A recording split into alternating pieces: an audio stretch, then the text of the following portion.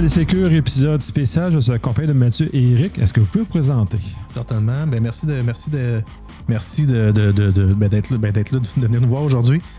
Mathieu, je suis cofondateur CTO de Flair. C'est ça? Pas mal ça, Eric? Salut, moi je suis Eric. Donc, je suis spécialiste technique de la plateforme. Donc, je suis un peu la mascotte de la compagnie. Je pensais que c'était moi. Ça dépend comment on voit les choses. On va commencer cette épisode, on va vraiment aborder le volet qu'est-ce qu'une start-up au Québec en cybersécurité. On reste dans le secteur.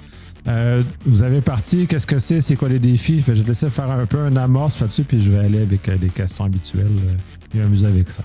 Ouais, ben en fait, la question est intéressante parce que au Québec vient amener une certaine twist. Ça reste que les startups au Québec jouent sur l'échiquier mondial. C'est ça le but de faire une startup. Le capital de risque reste du capital de risque standard qu'il faut qu'il y ait de la croissance. Il y a quand même quelques aspects, quelques particularités par rapport au Québec. C'est que dans le fond, il y a évidemment il y a plusieurs accélérateurs, il y a plusieurs ressources. Il y a un certain... nous, on l'a ressenti quand même quand on l'a sorti. Il y a quand même une volonté d'aider les gens qui partent ici. Donc, une espèce de... OK, tu viens du Québec, on va te donner une... Il y a comme une espèce de chance du débutant, si je peux me permettre ainsi, qui est utilisé. Ça reste que, ce qu'on vend de la cybersécurité, c'est de vendre de la confiance. Donc, c'est sûr que les premières personnes qui vont vouloir faire affaire avec toi, c'est des gens qui ont confiance en toi, en tant qu'expert, en tant que personne fiable, éthique en cybersécurité. Par contre, une des particularités de la cybersécurité au Québec, c'est qu'il y a beaucoup de cybersécurité qui se donne d'un point de vue, il y a beaucoup de compagnies de services. Il n'y a pas tant de compagnies de produits. Puis c'est une certaine mentalité. Puis je ne veux pas non plus généraliser, mais c'est plus je vole un peu l'idée, on n'a quand même pas beaucoup de compagnies de cybersécurité au Québec, fait que des fois on parle beaucoup avec nos collègues ou nos pairs, en fait. Là. C'est sûr qu'on pense à Coach qui est à Québec, qui est quand même gros, que nous, Boo Security, anciennement Delve, qui ont reparti, dans le fond, Control Site, malheureusement. Inscara maintenant. Inscara, merci. C'est sûr qu'on regarde, puis c'est des choses qu'on parle entre nous autres, de dire c'est vrai qu'il y a une culture de service, puis c'est plus simple, c'est plus logique de dépenser un montant X pour mettre quelqu'un sur une chaise puis d'avoir un retour direct de quelqu'un qui nous aide que de mettre le même argent sur un produit. Puis il y a toujours ce dilemme-là qu'on voit plus au Québec qu'ailleurs de est-ce que j'engage un consultant qui va faire le travail ou j'achète un outil qui va rendre mes personnes existantes plus performantes. En ce sens, je fais partie du problème parce que je fais du service. Ça. Fait que, en ce sens, ça fait partie de ça. Puis je suis entièrement d'accord avec la façon puis la facilité inhérente à ça. Ça a été mon propre choix à un moment donné quand je suis parti à mon compte il y a quand même déjà trop longtemps. Puis ça fait partie de cet élément. Est-ce que j'investis dans un produit? Donc, ça prend un temps et ça prend, avant d'avoir le retour sur investissement, ça prend quand même un certain temps. Ou je vais directement, puis j'ai de l'argent immédiatement, puis je vais dans le service. Moi, mon cas, ça a été dans le service, puis j'ai comme puis ça. C'est complémentaire, en fait. C'est une particularité. Je dis pas que c'est un défaut. C'est pas ça que je dis. Je dis par contre que, puis même nous, un de nos plus grandes sources de revenus, c'est des gens de services professionnels qui utilisent notre logiciel pour offrir un service géré à des entreprises. Donc, c'est un choix d'entreprise. Les entreprises vont dire, moi, je ne gère pas, je n'ai pas d'équipe de sécurité à l'interne, je vais faire affaire avec tel partenaire de services gérés. Puis pour nous, c'est bien correct comme ça aussi parce que c'est nos clients. Fait que c'est complémentaire, c'est juste que c'est l'équilibre. Des fois, je trouve que des fois, il y a une certaine tendance à peut-être un balancier qui pourrait revenir un peu d'avoir un investissement en lien ou proportionnel avec les dépenses en service. C'est-à-dire qu'on engage quelqu'un, on le met sur une chaise, on demande un service, on demande des services professionnels à quelqu'un de spécialisé. On devrait l'équiper avec les bons outils. Ouais, ça, je suis entièrement d'accord. Puis je suis de ceux qui croient encore que les entreprises devraient investir réellement et non juste fermer les yeux puis acheter un produit puis rien faire avec après. Là. Absolument. Je suis un peu la seule valeur. Fait en ce sens-là, je suis un peu un hybride au sens où j'incite les entreprises à s'approprier leur cybersécurité, ce qui, à l'heure actuelle, ce que je ne vois pas parce qu'ils vont justement, un peu comme tu le mentionnes, vont juste balayer ça dans les mains de consultants, dans du service, dans des MSSP, puis ils font juste, c'est pas mon problème, puis ciao, bye. Mais ça, c'est intéressant parce qu'on parle tout le temps de services gérés, quand on fait un service géré, on décharge, en anglais, l'accountability, donc la Responsabilité. non, la responsabilité, on la garde. Dans le fond, excuse-moi. Donc, quand on fait du service géré, on décharge la responsabilité de faire ça, mais on garde l'imputabilité. Donc, s'il y a un incident de sécurité, ce n'est pas la faute de son service géré, c'est la faute de l'entreprise. La responsabilité de le gérer, c'est le service géré. Puis ça, cette nuance-là est intéressante parce que les gens sont comme, OK, ben je me décharge de cette imputabilité d'incident de sécurité, mais la réalité, c'est que c'est pas ça qui arrive quand tu vas affaire avec un partenaire de service. Ton entreprise est quand même imputable des incidents de sécurité qui arrivent. Puis ça, je trouve ça intéressant parce que ben, c'est pas une perception qu'on voit beaucoup. Je peux me permettre comme ça. Les gens ont tendance à dire, bon, on l'envoie, puis ça revient au point de dire, ben oui, investissons dans des outils de cybersécurité concrètement, puis nous, c'est comme ça qu'on fonctionne. Pour la majorité des clients sur lesquels on fait affaire, on bâtit un use case technique avec les équipes techniques, puis lorsque le use case technique fonctionne, que les gens techniques sur le terrain sont satisfaits, puis disent oui, c'est l'outil qu'il me faut, là, la preuve de concept remonte plus haut.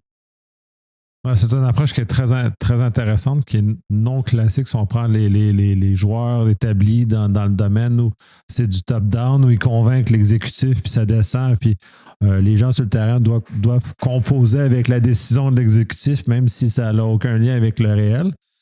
Et c'est pour ça aussi que la stratégie de Flare, c'est un peu comme les dessins animés du samedi matin. C'est que le but, c'est que d'exciter les enfants. Ça trahit ton âge. Ouais. C'est d'exciter les enfants pour qu'ils aillent voir leurs parents pour dire « Hey, j'ai besoin de ça ». Puis on va en parler. C'est la même chose qu'on veut faire. Nous, on veut parler aux analystes techniques, aux gens qui, justement, en souffrent avec les outils un peu plates, un peu vieux jeu. Puis là, d'arriver avec une solution efficace, une solution rapide, puis qui leur donne des résultats. Fait que c'est pour ça, non, en effet, on n'a pas l'approche d'aller parler aux CISO et aux CEO des compagnies.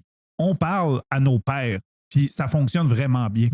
Ça fonctionne bien. Ceci étant dit, ça reste que ce qu'on aimerait avoir, c'est une espèce de technique de vente ou une approche de vente que les deux fronts se rencontrent au milieu. C'est-à-dire que oui, on développe avec l'aspect technique. Si on peut déjà être connu de la gestion, ben c'est peut-être plus facile pour les gens qui ont bâti un use case d'aller vendre l'idée à des gens qui n'ont déjà entendu parler, que ce n'est pas nouveau pour eux, Flare.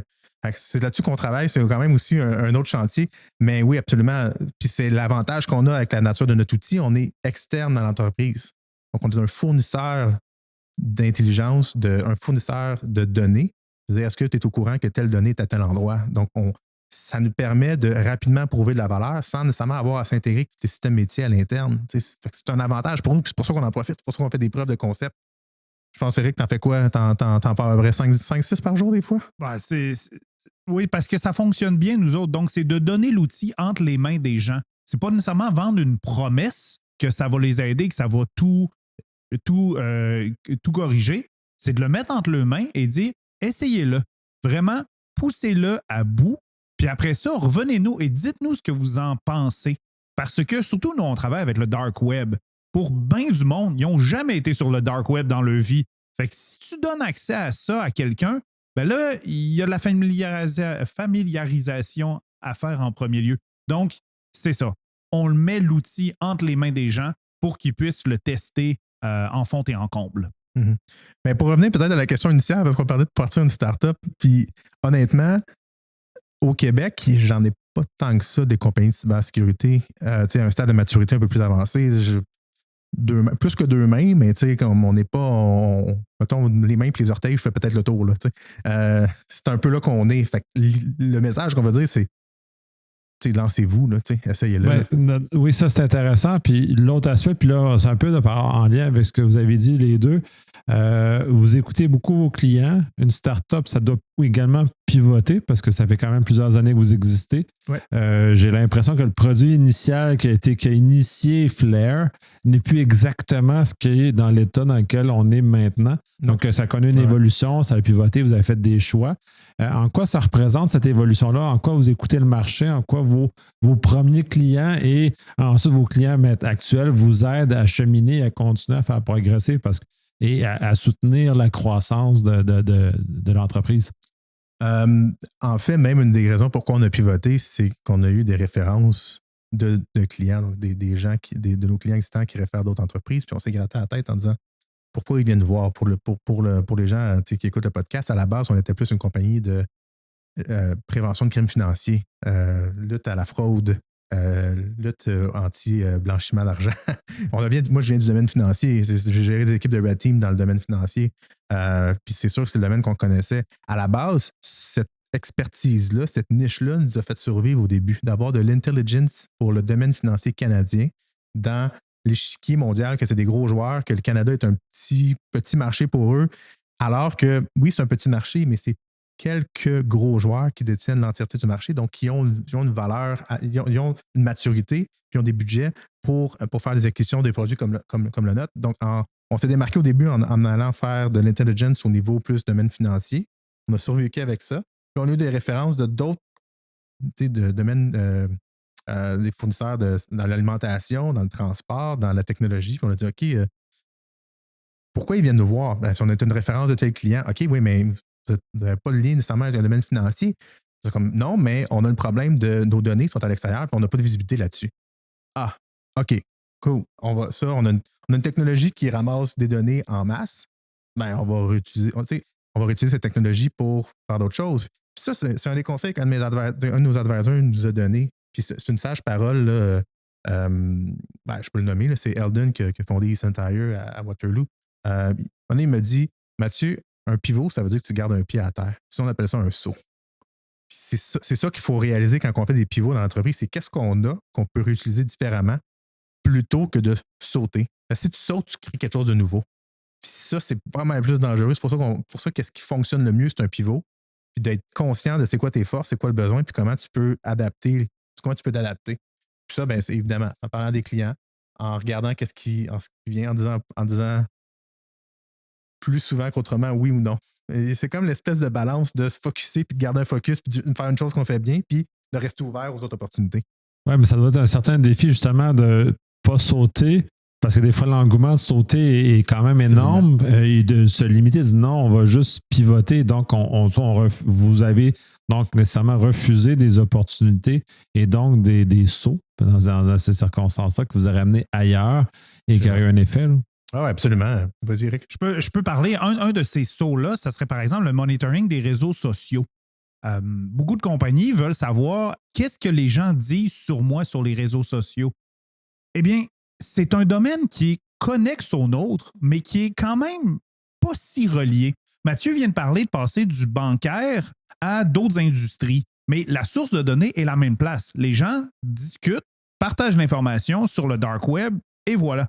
Mais là, commencer à travailler avec les Twitter de ce monde, les X maintenant, les Facebook, c'est un tout autre univers pour nous autres. Donc, à un moment donné, on ne peut pas tout faire. Et il faut se dire, ouais, il y a des choses qu'on va peut-être attendre à plus tard, peut-être. Mais ça, c'est un point intéressant, Eric, parce que parce qu'on se le fait demander, c'est sûr que les réseaux sociaux, la réputation, c'est qu'est-ce que les gens disent de nous, est-ce qu'il y a de l'impersonnification de personnalité de gestionnaire. La réalité, c'est qu'on a regardé le marché et on a dit tel compétiteur qui fait ça, il y a tel compétiteur qui fait ça, puis on n'a pas une approche qu'on est capable de les déranger. On n'a pas une approche unique dans ces deux créneaux-là présentement qu'on pense qu'on est capable de les déranger. Puis on a décidé de mettre ça un peu de côté pour le moment. Est-ce qu'on va y revenir? Probablement. Parce que la promesse de qu'est-ce qu'on fait comme outil, c'est de dire tes données, peu importe, quand ils sont à l'extérieur, on les identifie, puis on les ramène, puis on les priorise. Ça en fait partie.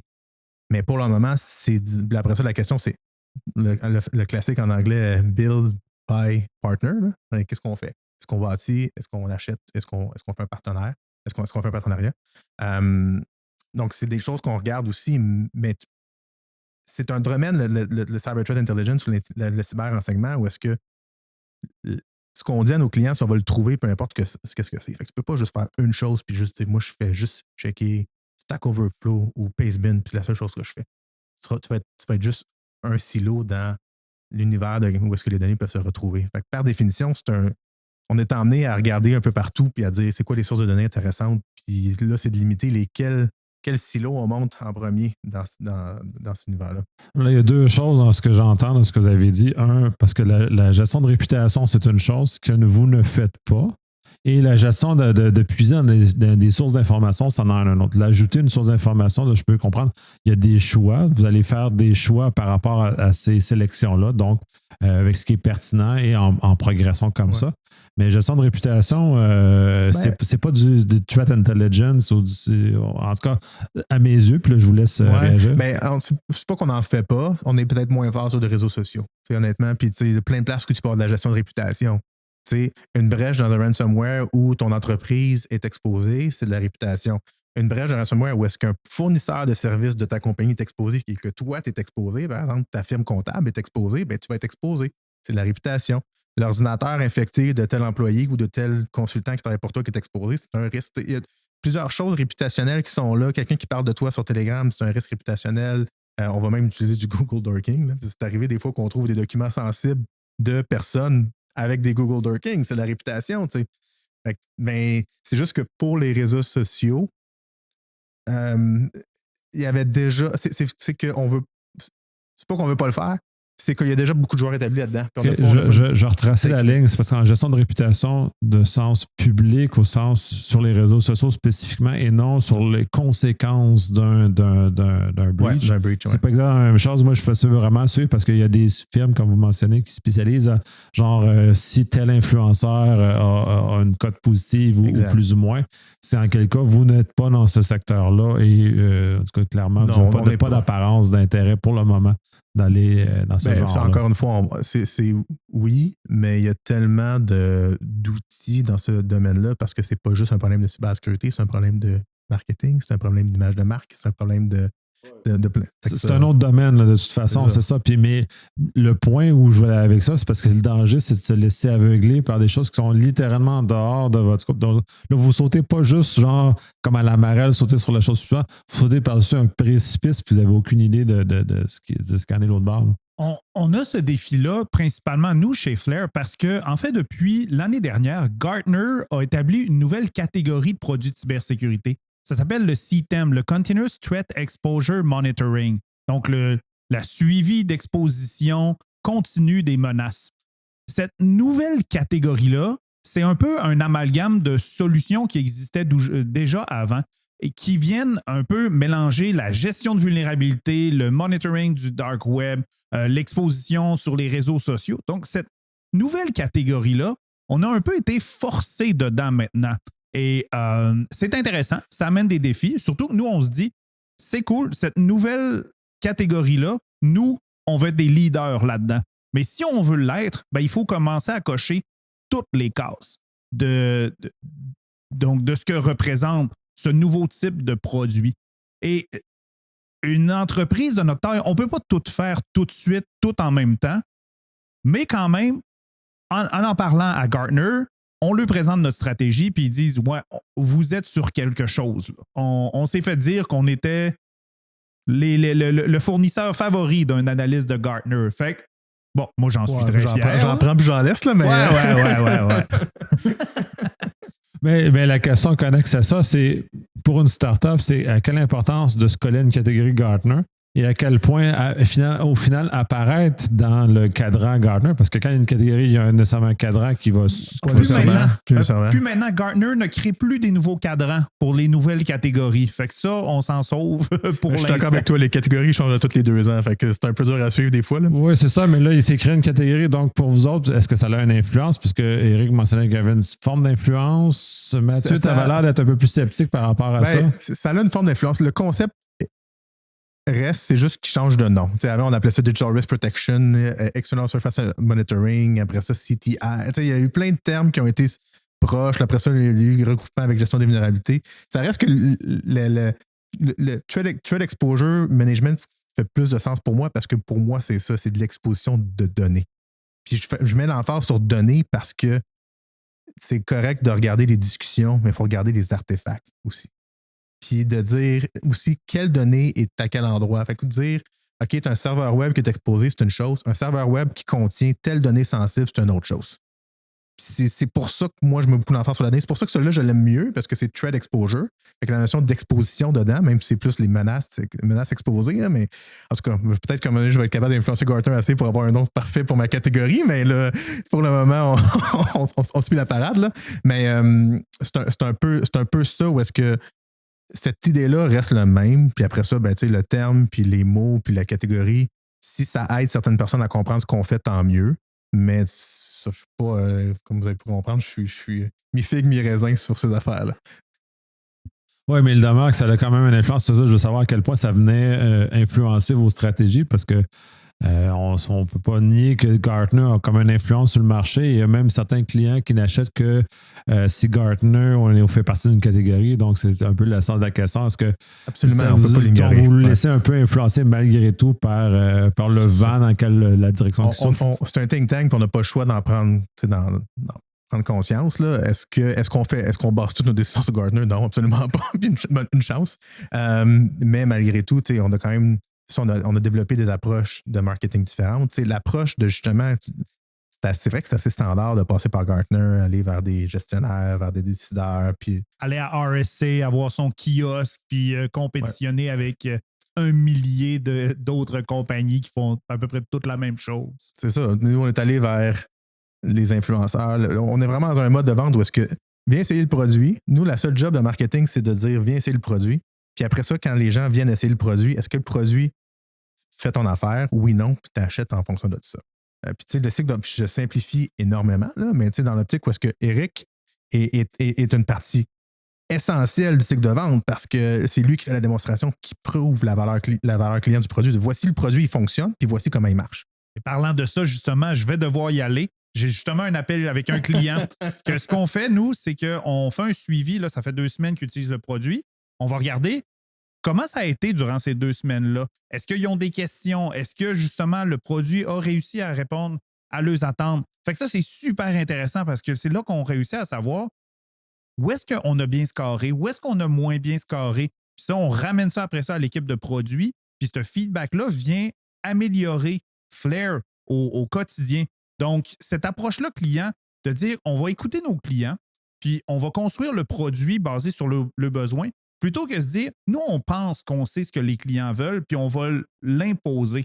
Fait que cette approche collaborative-là, c'est vraiment super. Ouais. Puis, mais il faut lire entre les deux. Il faut comprendre qu'est-ce que le client dit et qu'est-ce qu'il veut. C'est 2 choses. C'est bon, Eric, je te laisse filer. Mais tu peux continuer sur ta remarque quand même. Là. Mais c'est cette dualité-là de on ne peut pas tout faire. C'est ce qui est le plus dur dans une start-up. Puis même au stade où est-ce qu'on en est, où est-ce que je me souviens quand on était 10 employés, on disait hey, quand on va être 80, là, on va avoir de la bande passante, puis on va pouvoir en faire. Puis finalement, on est 80, puis on dit hey, quand on va être 400, on va pouvoir en faire, avoir de la bande passante, ça va être le fun. Puis c'est un peu, il va toujours avoir plus d'idées que de temps. Ah, ça, c'est inévitable. Puis ça, même personnellement, j'ai ce défi-là. J'ai trop de volonté et pas assez de capacité. Puis pour reprendre un peu ce qu'Éric disait, puis ce que tu as rebondi un peu, parce que là, vous avez beaucoup de rétroaction des clients, ce qui est, à mon sens, très bien, puis ça l'amène, mais en même temps, à quel point vous êtes capable de ne pas vous égarer là-dedans, parce que vous l'avez mentionné un peu, mais il faut être capable de comprendre ce que le client veut vraiment, parce que c'était déjà là, ça, c'est déjà un défi. Et comment tout ça ne vient pas vous étourdir, parce qu'à terme, puis pour l'avoir vu un peu, des fois, on a tendance à se faire étourdir par toutes les demandes clients, puis vous en avez quand même un certain nombre, donc ça peut quand même influencer. Oui, absolument. Puis j'ai pas l'impression de dire qu'on réussit à 100%, mais c'est sûr que oui, il y a des notions de processus, on log les idées clients, on les vote, on regarde avec, OK, ben tu sais, c'est quoi la taille du client, qu'est-ce qu'on a fait pour lui, c'est quoi l'importance, c'est quoi son niveau de sophistication, où est-ce qu'on veut aller. Tout ça rentre en ligne de compte. Il y a aussi des regroupements de demandes. C'est sûr qu'il y a toujours des affaires très mathématiques. À la Robinson Crusoe, tu mets des X sur. tu mets des barres sur un tableau, puis ça fait 5 fois. Là. Mais il y a cette partie-là qu'il faut faire, c'est sûr. La partie, justement, à marcher, où est-ce que les choses s'en vont. Puis la partie la plus intéressante, c'est malgré tout ce que les clients nous demandent, pourquoi ils sont avec nous? C'est quoi les forces qu'on a? Puis c'est de miser sur qu'est-ce qui a fait qu'on est encore en vie 7 ans plus tard. Puis ça, c'est la collecte de données pour nous. C'est vraiment, les gens vont nous pardonner certains défauts du logiciel parce que quand ils achètent un outil de super renseignement, la première question, c'est est-ce que vous l'avez trouvé, oui ou non? Puis si le produit, il ne l'a pas trouvé, et qu'ils l'ont comparé à un autre produit, puis que tu ne l'as pas la donnée, c'est dur à dire, mais c'est rare que tu passes à la deuxième étape. Oui, tout à fait. Puis là, dans ce que tu mentionnes, puis c'est un peu parce que tu étais un des fondateurs, faut aussi avoir ce focus-là, cette idée initiale-là qui a démarré doit quand même continuer à t'habiter maintenant jusqu'à un certain point. Et il doit être quand même un phare au-delà des demandes clients, parce que là, je le mets en opposition aux demandes clients. Il y a quand même ce phare-là, ces idées-là qui doivent quand même maintenir le cap dans une direction. Oui. Puis en fait, c'est un peu la même dualité de maintenir le cap et de ne pas être entêté. Là. Il y a une différence entre. La ligne est mince entre déterminé et entêté. Là. Oui, je ris beaucoup. Là. Oui, c'est effectivement. Puis je suis un peu dans un univers comme ça aussi, là, où des fois, faut pas abandonner l'idée de base, mais faut quand même changer le cap quand c'est nécessaire. Faut laisser influencer, c'est ça. Faut laisser influencer, il faut laisser les choses aller. Puis c'est un des plus gros défis pour faire d'entreprise. Il faut aimer cette incertitude-là. De dire c'est ce qu'on fait présentement, c'est ce qui survit. Moi, je dis tout le temps qu'on a l'impression de jouer à Mario Bros sur les tuiles qui descendent, puis il faut tout le temps que tu sautes à la prochaine, sinon tu meurs. Puis c'est un peu ça, de voir cette analogie-là de OK, c'est là qu'on s'en va, mais là, honnêtement, c'est là que je voulais aller, mais la tuile est trop loin, je peux pas être là, il faut que je change ailleurs, il faut que je change ma direction un peu. Là. Changer de stratégie. Je vais ramener quelque chose peut-être un peu plus terre à terre. On a parlé plus au début, une start-up au Québec. On est dans un environnement, dans un écosystème nord-américain. Ouais. Généralement anglophone. Il y a l'écosystème européen qui existe aussi. Comment vous vous situez là-dedans et comment vous naviguez là-dedans? Parce qu'il y a comme. Je dois imaginer qu'il y a un certain avantage d'être proche des États-Unis parce que c'est quand même un gros marché. Mais tout ça est quand même des stratégies sophistiquées. En off, on parlait de votre stratégie européenne. Donc, il y a quand même beaucoup d'éléments là-dedans. Comment tout ça s'articule? Parce qu'on est, à mon sens, dans le centre de l'univers au niveau des startups cyber parce qu'on est comme à côté des deux plus gros marchés. Là. On est bien positionné. Puis l'approche qu'on a eu de marketing, c'est vraiment d'y aller avec des influenceurs qui sont globaux. Et ça a bien fonctionné. Là, présentement, il y a beaucoup de nos compétiteurs ou de même d'autres compagnies, c'est parce que votre approche d'influenceur, c'était brillant, ça a fonctionné. Honnêtement, je fais partie des sceptiques, là, en toute honnêteté. Mais ça nous a permis aussi d'avoir une croissance qui est mondiale rapidement. Puis au début, on a commencé à Québec, évidemment, nos premiers clients. On a essayé de bouger, on dit on va aller naturellement vers le Rest of Canada. On a eu certains clients à Toronto, certains succès, mais rapidement, on a même eu des succès en France, des succès au Royaume-Uni, en Allemagne aussi. Rapidement, l'Allemagne, c'est vrai, c'est un marché étonnamment qui a fonctionné. Juste peut-être probablement une espèce de mentalité là, de voici ce qu'on fait, voici ce que ça fait, voici ce que ça fait mal pour le moment, voici ce qu'on veut faire. Puis cette espèce de candeur-là, de voici ce que ça fait de transparence, ça nous a probablement aidé sur certains marchés qui fonctionnent de cette façon-là. Puis c'est ma théorie à 2 cents. Là. Vous prenez, vous laissez. Là. Puis tu sais, c'est un peu ça a fonctionné. Les États-Unis, c'est sûr que c'est un gros marché. Mais on l'a senti un peu au début. It's a Canadian product, how good can it be? C'est ça, on l'a senti. C'est pas dit comme ça, c'est pas aussi direct, mais on l'a senti. Tandis qu'on n'a pas eu ça nécessairement en Europe. Juste peut-être un concours de circonstances, mais c'est vraiment l'approche que. Oh, Eric revient, t'as fait ça vite? Ben, ça a bien été. Le client a dit c'est beau, la preuve de concept, ça a fonctionné, on adore le produit, on le prend. Fait que, on vous avez des questions? Pas de questions. On dirait que c'est stagé, Eric. Oui, c'était bizarre, ça.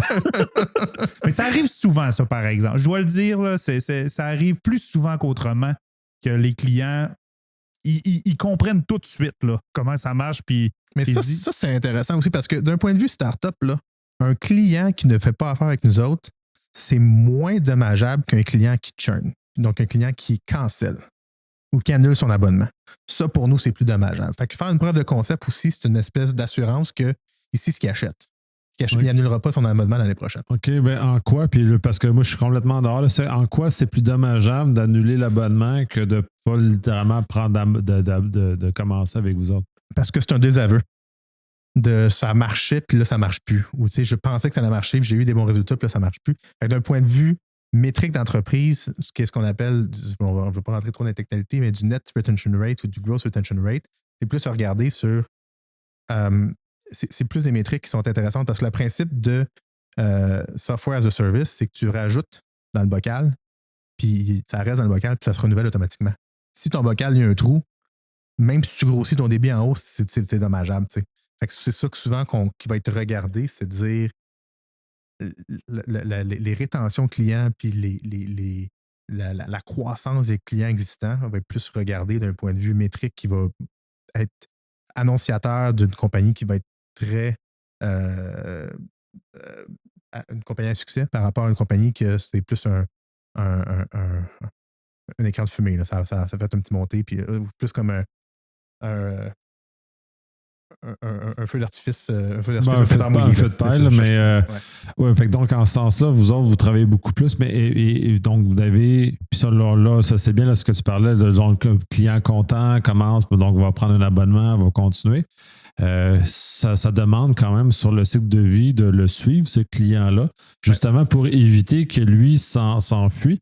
Et en tant que bon Québécois, on a tendance à être un peu passif-agressif et ne pas le dire, puis s'en aller, s'enfuir, ghoster, puis ne rien faire, ce qui est un peu notre univers plus québécois. Par expérience, je dirais que c'est un gène qui est assez répandu globalement. Je ne suis pas sûr qu'on a l'exclusivité de ça, mais... Nous autres, notre but, en fait, c'est de créer des champions. C'est que dans l'entreprise, il y a quelqu'un qui dise « Ouais, ça, ce produit-là, là, c'est important pour moi, j'en ai besoin. » Parce qu'on n'est pas de l'équipement réseau, par exemple. Tu ne changes pas ton équipement réseau à tous les années. Tandis que tes solutions de threat intelligence, ben, peut-être ça, tu peux changer. Fait que le but, là, c'est de faire en sorte que les gens se disent, c'est bon, mes besoins sont comblés, j'ai même pas besoin d'aller regarder ailleurs. Fait que quand tu as ces gens-là, c'est correct, c'est une vente qui va continuer d'année après année. Mais le défi, quand ces gens-là quittent, si il y avait seulement cette personne-là qui utilisait le produit, c'est là que c'est difficile de refaire la vente, le renouvellement par la suite. Fait que c'est pour ça que c'est important de prendre racine dans les organisations, de montrer que ce produit-là, il aide pas rien qu'une personne à faire sa job au quotidien, mais qui aide l'entreprise à se protéger. C'est un défi aussi parce qu'il y a du roulement de personnel partout. Donc, si tu as un champion dans l'entreprise et ton champion part, il faut que tu en bâtisses un autre rapidement avant le renouvellement parce que sinon, ben, c'est à risque. Tu sais. C'est toujours cette difficulté-là de à quel moment. Puis, on est une source de renseignement. Donc, c'est comme par exemple pour tes nouvelles. Il va peut-être avoir une source ou deux sources que tu vas regarder régulièrement pour des nouvelles. Ensuite, tu vas peut-être en regarder plusieurs autres sites de nouvelles pour aller complémenter cette information-là. Ce qu'on veut être, c'est dans les un ou les deux que tu regardes. Ça devient comme une habitude que tu peux regarder. Puis, tandis que c'est dur de. Quand on rentre dans certaines boîtes, on est justement la deuxième, troisième, quatrième source de nouvelles. Puis là, il faut bâtir notre chemin pour être tellement intéressant qu'on devient celle qui est la première à regarder. Mais c'est très intéressant ce regard-là que je ne connaissais littéralement pas. Là. J'apprends à live ce genre de choses-là. Mais donc, comme start-up, vous faites comment pour cultiver ça? Parce que ça demande quand même des efforts de cultiver ces champions-là et que ceux-ci vous aident à prendre racine, comme tu mentionnais, de voir comment vous exécutez, sans rentrer nécessairement dans vos grands secrets pour que les autres copient, mais un peu votre... sans la sauce secrète, mais un peu l'idée en arrière. Tout est dans l'exécution, pas l'idéation. Mais, non, donc c'est dans Eric. Ouais, c'est Eric la clé. Mais vas-y, Eric, excuse-moi. Ouais, il y a vraiment plusieurs approches à faire. En premier, il faut que l'outil soit intéressant puis se renouvelle. Si on fait la même chose tout le temps, on va se faire décoller. Ils appellent ça le principe de la reine rouge. Ça, c'est de dire que si tu veux rester sur place, il faut que tu grossisses tout le temps. Flair ne peut pas s'asseoir sur ses lauriers et dire « Ouais, nous autres, on est un produit complet maintenant, on va s'asseoir là-dessus, puis that's it. » Non, il faut continuer à innover pour que la personne continue à voir de la valeur dans son produit. Deuxième chose, il faut être capable de démontrer que la personne est plus productive maintenant grâce à cet outil. Puis ça, c'est difficile en cybersécurité. Puis c'est encore plus difficile en threat intelligence où est-ce que tu es en train de trouver des loups qui peut-être n'existent pas. C'est difficile de sortir des métriques, mais ça fait partie aussi de ce qu'on doit faire. Puis aussi, je dirais, le dernier, c'est de créer un sentiment d'appartenance à la marque, au produit. Donc, c'est de faire en sorte que les gens se considèrent comme faisant partie de cette famille-là. Donc, faire des rencontres avec eux, voir que c'est des humains qui travaillent avec eux, ne pas hésiter à placer les gens de la compagnie devant eux. Donc, pas seulement qu'ils aient le support à la clientèle, mais que les clients aient accès à nous, même à Mathieu, là, notre CTO et fondateur. Il passe sa journée à rencontrer des clients. Bon, peut-être pas tout le temps, là, mais c'est ça. Il rencontre les clients eux-mêmes. Fait que ça permet de s'enraciner dans l'esprit des gens. Donc, dans le concret, il y a une équipe qu'on appelle du succès client là, qui travaille fort à avoir ces rencontres-là, à aller chercher. Mais ça revient aussi au même dilemme il y a plein de demandes clients, puis il faut essayer de garder tout le monde heureux. C'est une gymnastique qui est faite par l'équipe produit qui est périlleuse, disons, ou qui est complexe. Là. Puis de dire, ben là, tel client, OK, ben là, comprendre qu'est-ce qu'il veut vraiment faire, est-ce qu'on est capable de gérer, est-ce qu'on est capable de fusionner ça avec un autre besoin client pour faire une solution, pour faire une pierre deux coups. Là. Donc, il y a toujours ces espèces de discussions-là qu'on a à l'interne. Puis, honnêtement, même la manière d'interagir avec les clients. On parlait qu'est-ce qu'on vend à la base, c'est de la confiance, c'est de la crédibilité en tant que compagnie de cybersécurité. Mais même dans les discussions avec des clients, on a dans nos premiers comptes qu'on a gagnés en France, c'est ça de dire, écoute, on voit que le produit, vous êtes là, puis vous allez dans la bonne direction. Mais la raison pourquoi on va avec vous, c'est parce qu'on a cette transparence-là, cette ouverture-là. Puis on sent ce que vous dites, c'est vrai. Puis il n'y a pas de. On n'est pas, quand on vous dit quelque chose, on n'est pas dans un argumentaire puis que vous essayez de défendre votre position. Vous prenez le feedback, vous dites OK, qu'est-ce que tu veux dire? Puis OK, oui, tu as raison, on va améliorer ça.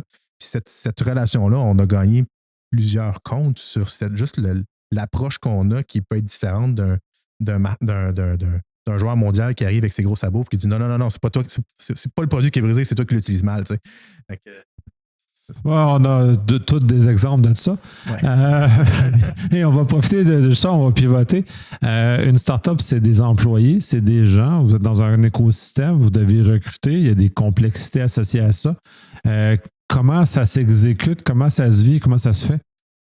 Oui, puis honnêtement, là, on a commencé en disant on fait Flare, on va partir par notre cercle de contact. Parce que quand tu commences une startup, les seules personnes qui étaient capables de convaincre de prendre une drop de salaire de plus que 50% pour venir travailler dans une autre compagnie qui risque de perdre son emploi dans 3 mois, c'est du monde que tu connais, puis tu dis écoute, viens, ça va être le fun, viens. Fait qu'au début, on recrutait avec notre réseau de contacts, puis tu sais, la mission, ces personnes-là sont encore avec nous, c'est bon signe. Puis on s'est dit à un moment donné, on va falloir trouver une autre stratégie parce qu'on va épuiser notre réseau de contacts.